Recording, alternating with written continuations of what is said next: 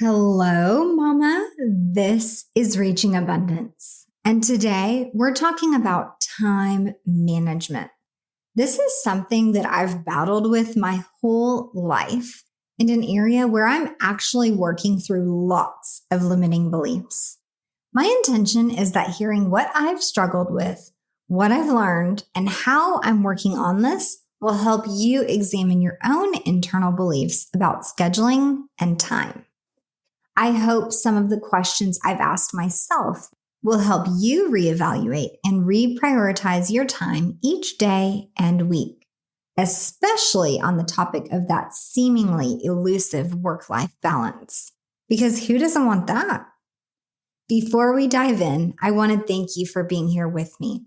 Please make sure you've subscribed in your podcast app on my YouTube channel, or both, and that we are connected on Instagram. You can find me on nearly every platform at Happy, Healthy Abundance. And remember, Mama, abundance is possible for all of us, no matter where you are, in which stage of life.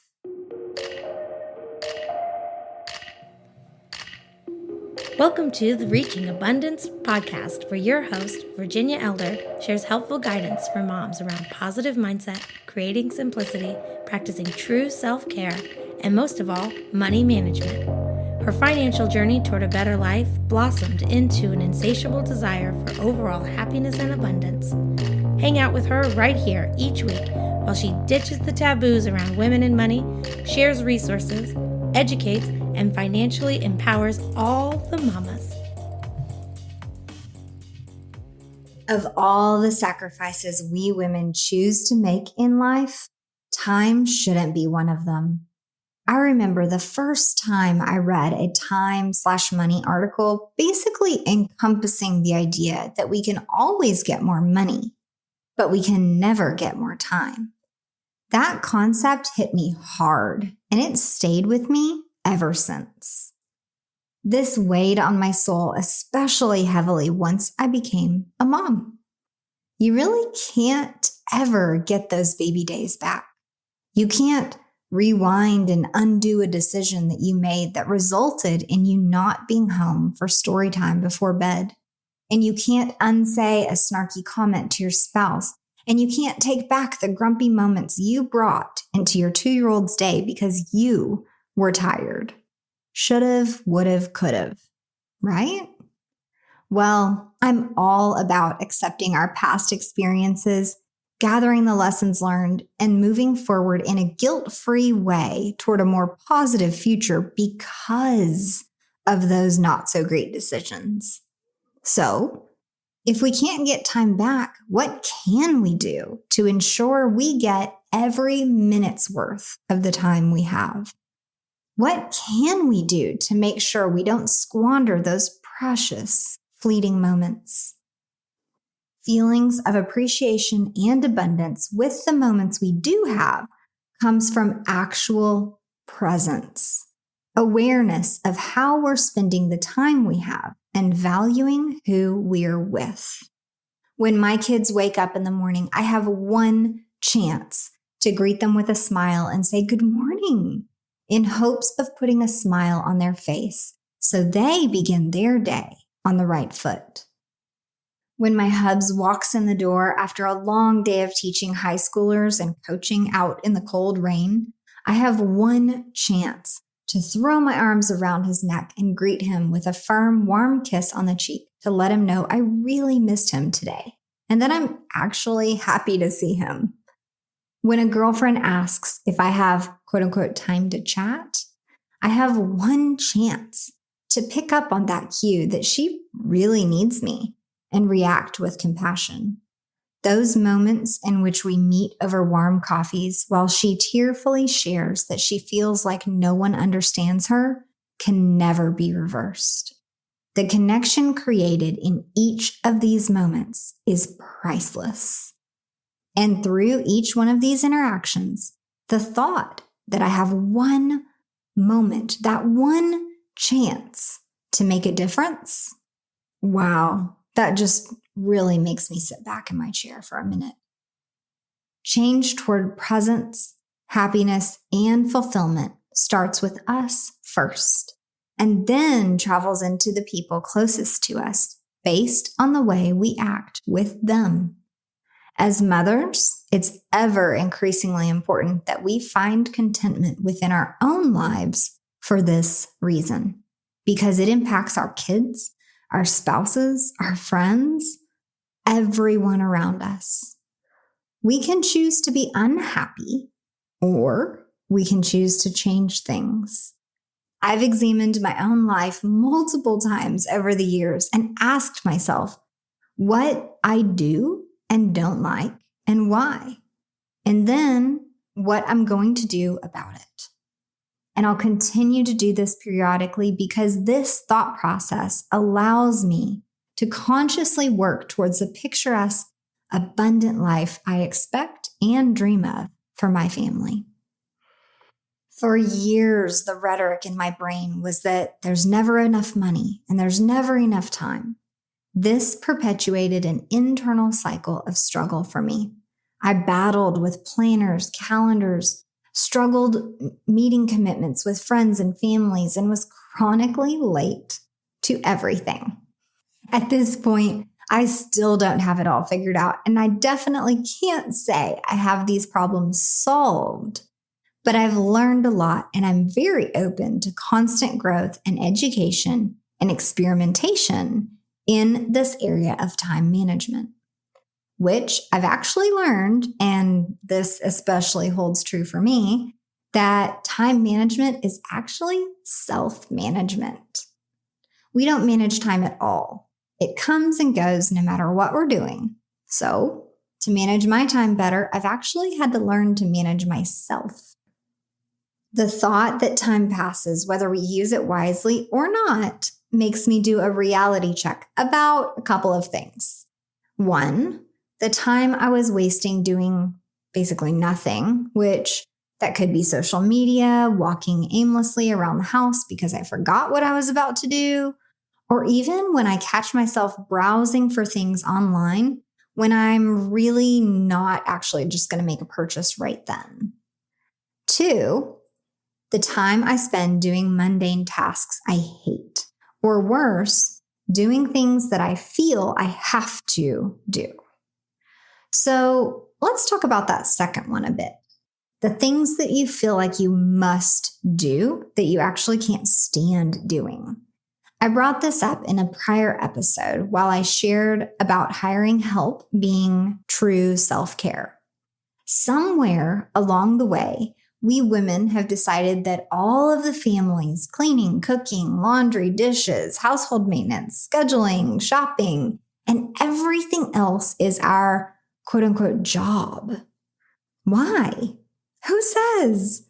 If you hate doing laundry and dishes and you can work the cost into your budget, then by all means, hire a housekeeper.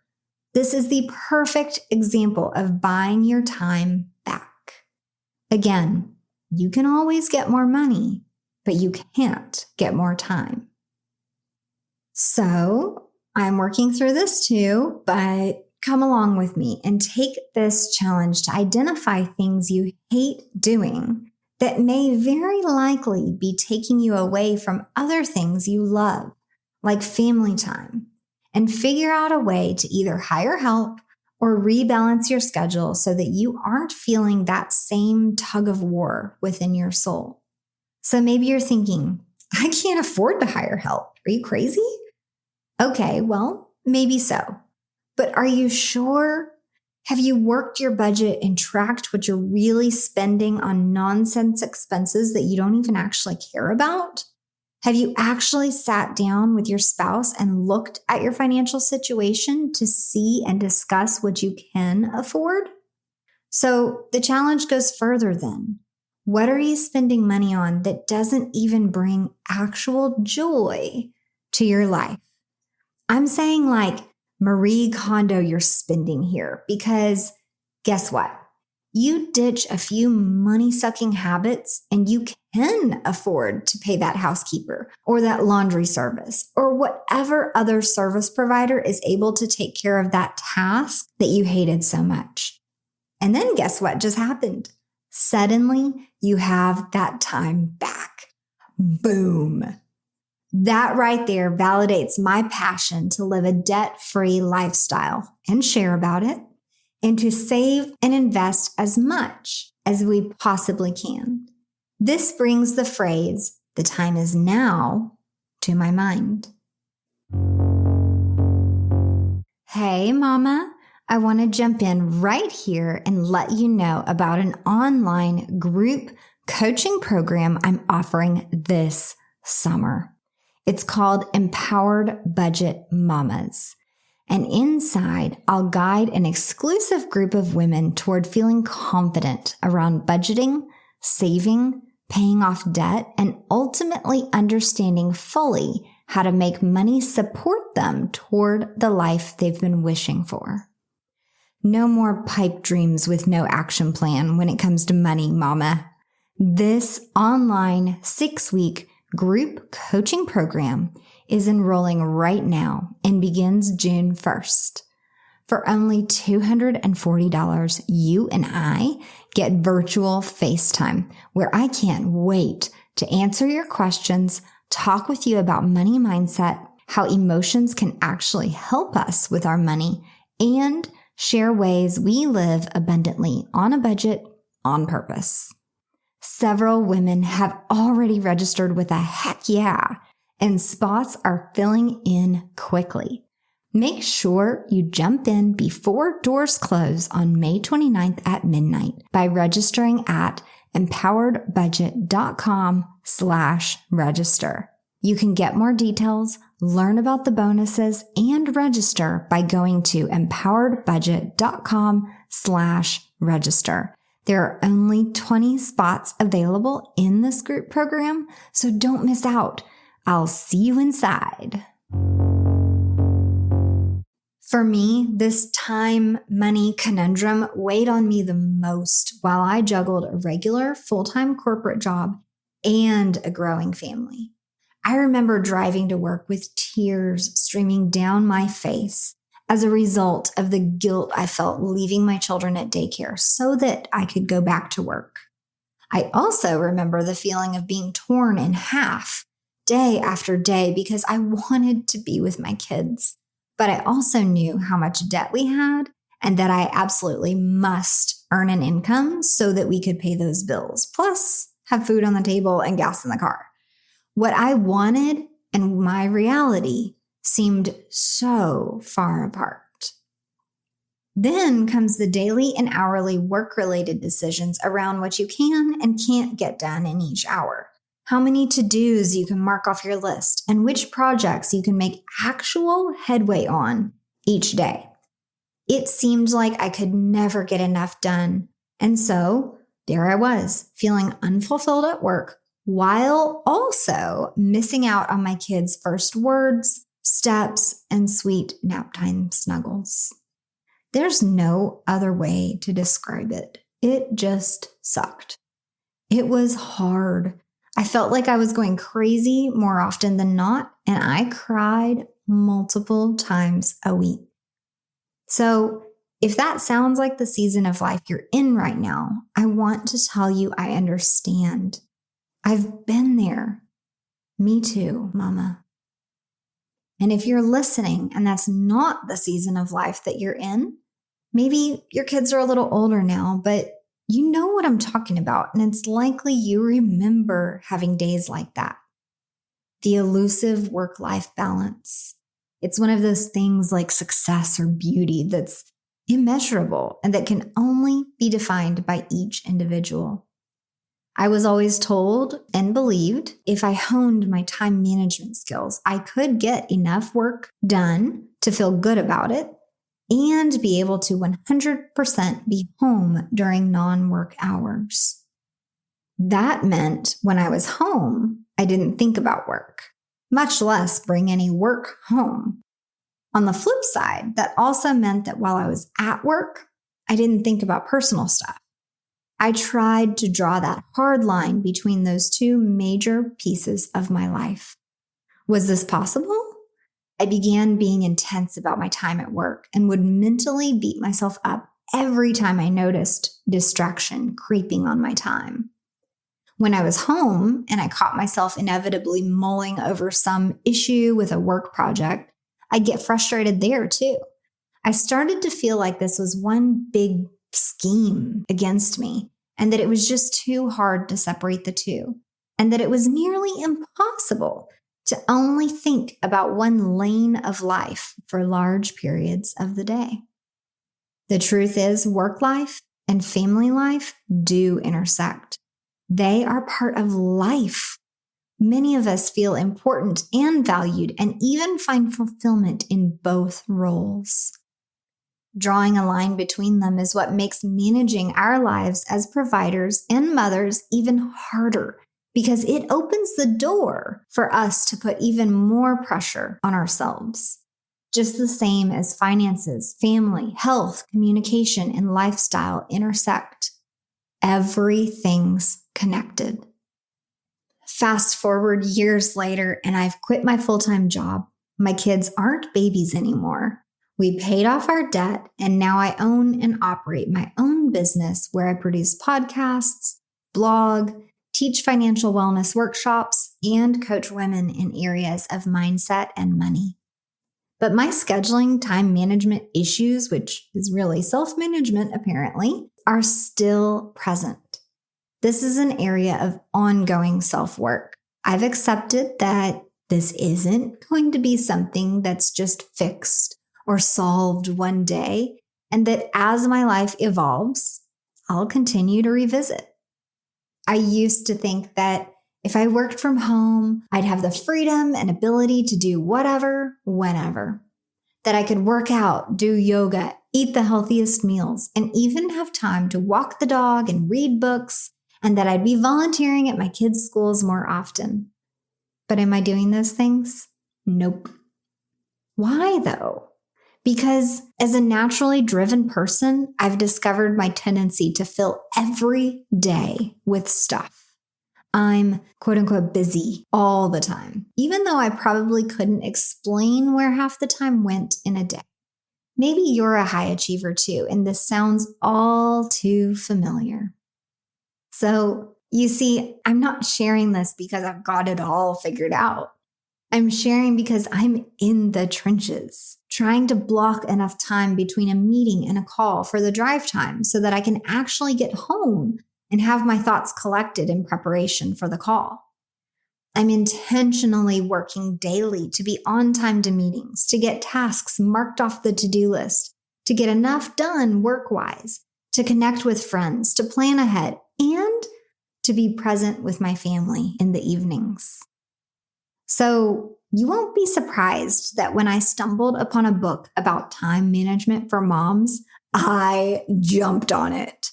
And I'm so glad I did, because holy cow, I really wish I'd read it like 7 years ago when my son was tiny.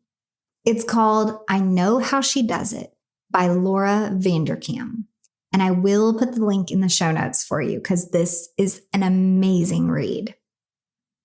It's not a time management book per se, but it does walk you through what Miss Vanderkam has discovered about how hundreds of six-figure working mothers, that's the important word there, mothers, seemingly do it all. The insight into how these women manage their days led me to huge ahas when it comes to time management, work-life balance, and successfully managing a family and a career. I thoroughly enjoyed having a peek into the actual day-to-day lives of other mothers, seeing how they manage their days and learning that work doesn't actually look like a straight 8 hours for most of them. For the first time in years, I felt optimistic about managing my time. It made me question the conventional time management wisdom out there. And I bet after reading it, you'll never look at your calendar or planner the same way again. Hey, Mama. This episode is brought to you by Erin Condren and her collection of planners. She's most well known for her trendy colored and highly useful Life Planner collection. I've been using her petite meal planner, and it took the exercises I'd been doing separately on my own to create grocery lists and plan and prep meals for the week, and allowed me to have a single, organized, adorable booklet in which to consolidate my grocery list, day-to-day meal schedule, and meal prep notes, like which day to pull out chicken for defrosting and which vegetable goes with which meal. Erin's a mom of 2 and has very smartly designed her planners to be mix and matchable so that we can customize them to contain the pieces we need to organize our lives. I highly recommend you check out the Life Planner, her petite planners, and accessories using my affiliate links in the show notes. With Erin Condren planners, you'll be able to organize the chaos in a beautiful way while also decluttering your mind, which is why I can't wait for you to check out Erin Condren's petite planners and Life Planner collection. Weaved into these successful women's schedules was time to work out, date nights, time to sip coffee peacefully, outings with friends, plenty of sleep, quality FaceTime with kids, and even time for hobbies and reading, all while working over 40 hours a week in most cases. The refreshing discovery? Women who participated in the study discovered that they actually worked less and slept more than they thought. A real, relatable life, fully exhibited by each of these women in the study in the book, whether single or married, which debunks the myth that you have to sacrifice your career for sleep or time with your family or vice versa. Now, I hope you know I'm just over the moon about this concept because even in my intro and my bio and whatever else you hear or read from me, I hope you notice that I stand firmly in the belief that we can have it all. Sometimes visual concepts are just the most explanatory. So one thing that I love in this book is that blocks of time are separated into 30-minute increments, and those 30-minute increments are referred to as tiles. All the tiles of our schedules, 30 minutes at a time, come together to form a mosaic of our lives, which that's just really a beautiful idea if I'd ever heard of one. Ms. Vanderkam really clearly illustrates with her writing that women are actually really good at making time for their priorities each week. It may not be easy to shift things around or to wake up at 5 a.m. or to leave work early for a doctor's appointment, but we do it. We do all the things, and we're actually really good at it. Okay, there are plenty of days where we feel like a total hot mess. Okay, so I bet even on those days, there were things you were good at.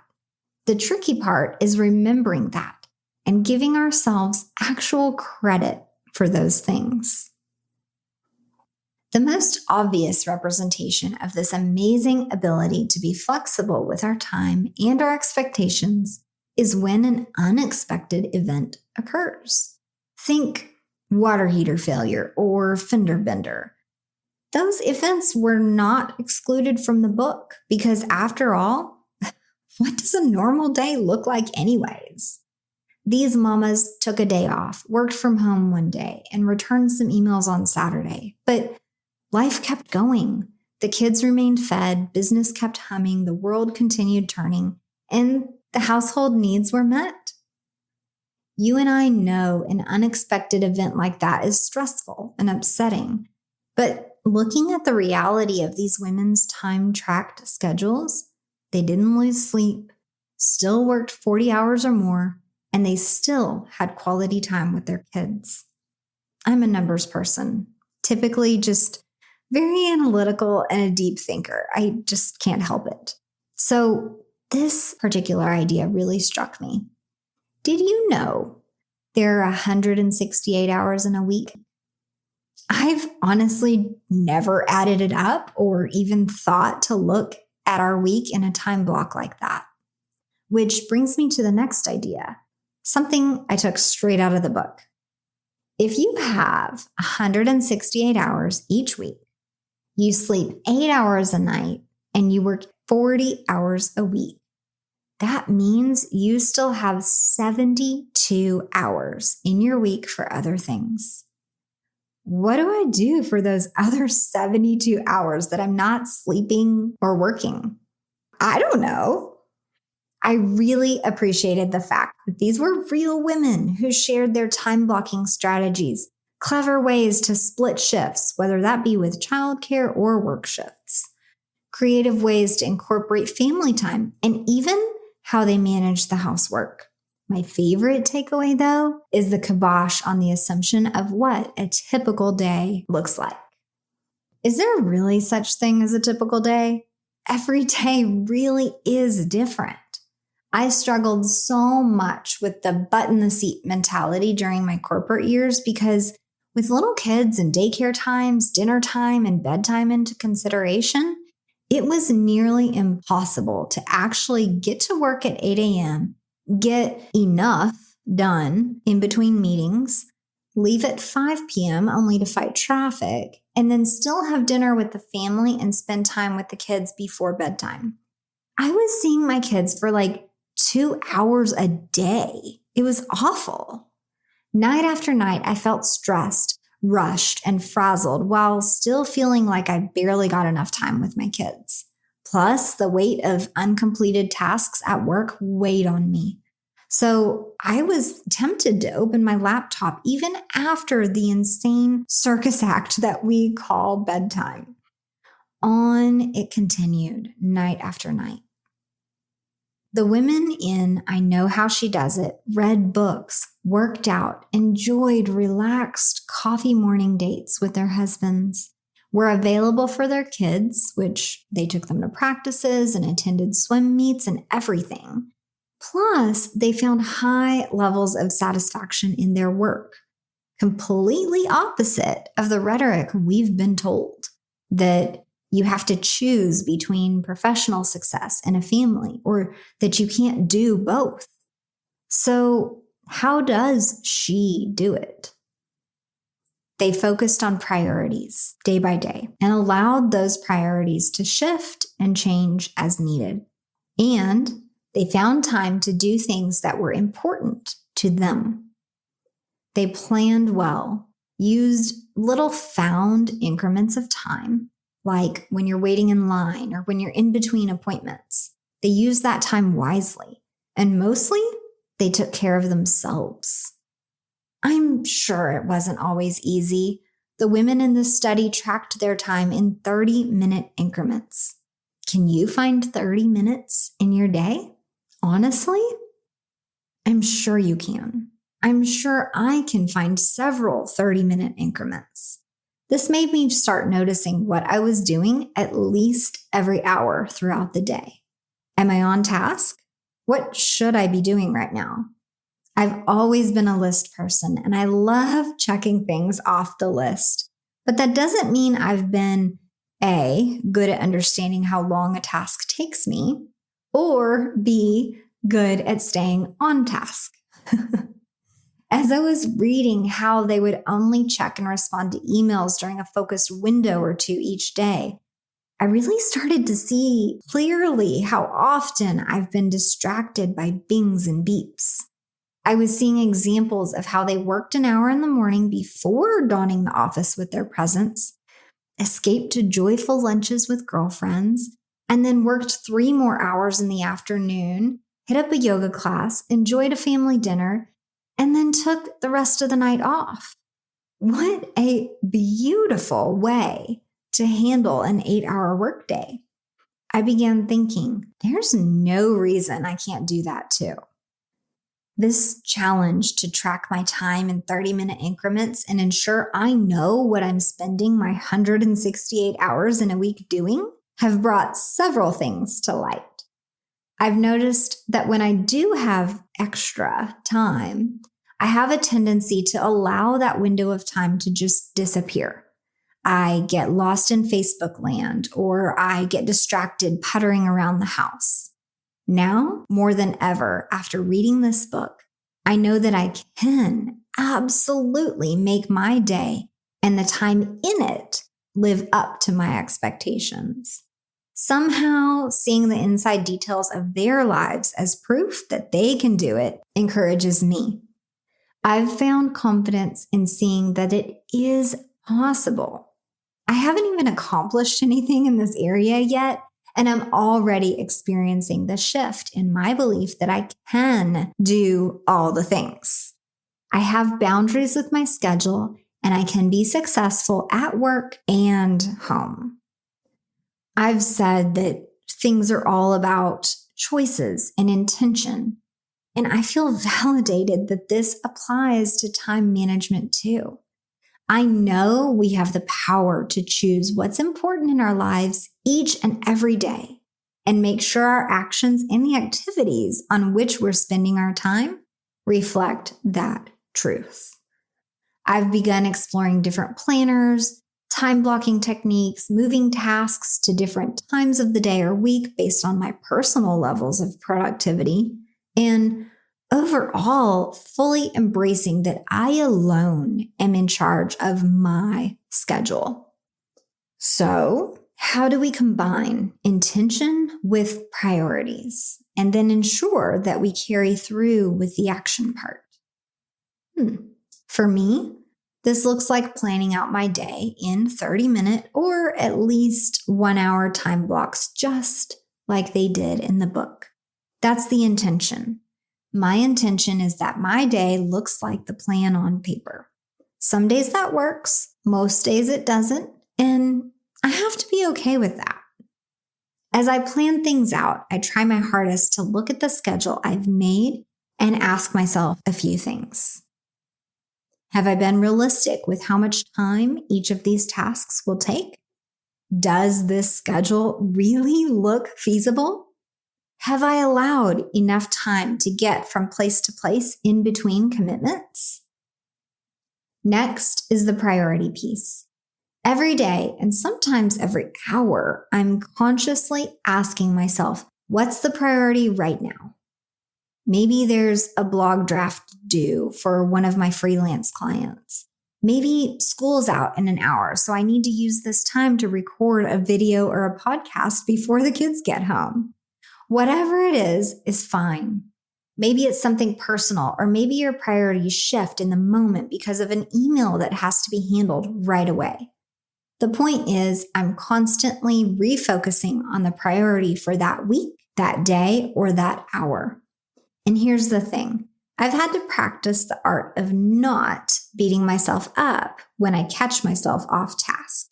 Because, just to be real, that happens a lot. I simply take a deep breath, remember what I was supposed to be doing, and ask if that distraction is actually a priority right now. And then either continue if the answer is yes, or if the answer is no, get back on the intended task. Last but not least is making sure we follow through with the actions that support our intentions and priorities. This is where, at the end of the day or week, you look back at your planner and do a very honest review with yourself. Did you complete the intended things? Did you have family dinner or work out or review the budget with the heads like you wanted? Did you submit that completed project at work? If yes, then cool. If not, give yourself some grace. What else came up that you prioritized above that intended task? Maybe you're a lot like me and you struggle to allow enough time to do each intended task. Or maybe you overschedule accidentally and don't allow yourself to breathe in between commitments. It's a work in progress. I want to encourage you to use a planner where you set intentions and track your progress. I have a free downloadable planner available on my site at happyhealthyabundance.net, and I'll link that here in the show notes so you can grab your free download. I suggest also using a spreadsheet or graph paper to plan your day in an hour or 30-minute increments. This gives you a very visual understanding of how much time each intended task may take and allows you to be very conscious of managing yourself and your time wisely throughout your day. Again, sometimes no matter how well you map things out, the day may not go as planned. Just like I shared, this is a work in progress. Progress over perfection here, okay? All right, Mama. I really, truly believe we can have it all through intention, consistency, and always trying to be present in the moment. There were a ton of useful tips in this episode, so let's recap. 1, we can all get more money. Millions of dollars are transacting all around us every single day. The time we have, though, is finite. We each have the same 24 hours in a day, which works out to 168 hours in a week. And it's up to us as the leaders of our households to make the best of those moments. 2, if you want your kids to grow up with an abundant mindset and aspire for them to have great time management skills, guess who they're going to learn that from? Time and time again, I see that when we want something in our lives to change, there's self-work involved that will create that desired change. Number 3, feelings of appreciation and abundance with the moments we do have come from actual presence and awareness of how we're spending that time and valuing who we're with. Now, whether you want to just call it time management, self-management, or self-control, it's all the same to me. We're all just doing the best we can, and sometimes only an ounce of awareness is enough to tip the scales and completely alter our whole perspective. Even though I was already focused on working toward the life of my dreams, like I said, learning these nuggets really inspired me, and I kind of think refueled me as far as scheduling goes. So I hope listening also inspired you to begin or to revisit tracking your time. And make sure you really embrace the freedom you already own to adjust things within your schedule on purpose so that you can create the life you want for yourself and your family. This week, edge a little closer to reaching abundance by double checking that each day contains time blocked off for you personally, time for creativity, and time with your sweeties. As always, the show notes contain the links to and the summary of everything I shared with you here today. I look forward to talking with you again next time.